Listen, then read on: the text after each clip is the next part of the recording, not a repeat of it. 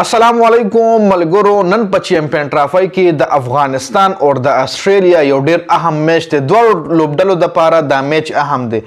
که استرالیا بایل استرالیا هم د چیمپئن ټرافي نه بهر کېدی شي او که افغانستان بایل نو افغانستان هم د چیمپئن ټرافي نه به شورلی کنفرم بهر کیږي.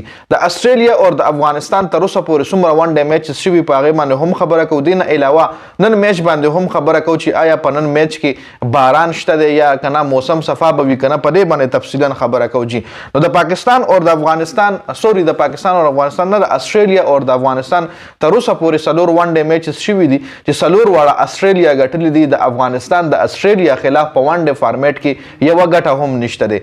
بل نن لاهور کې میچ دی، موسم به صفا وي، د باران چانسز انتهایی کم دي.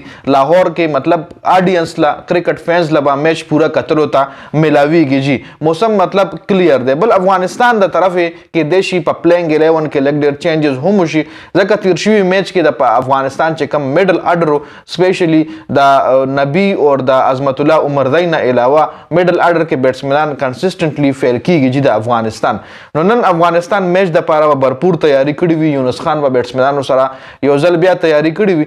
نو د افغانستان او د استرالیا اهم میچ چې کوم دی نن غرمه 2 بجې به شروع کیږي او د افغانستان لپاره هم دا میچ ډیر اهم دی، استرالیا لپاره هم اهم دی. میچ دوران او میچ نه پس په میچ باندې ډسکشن کوو.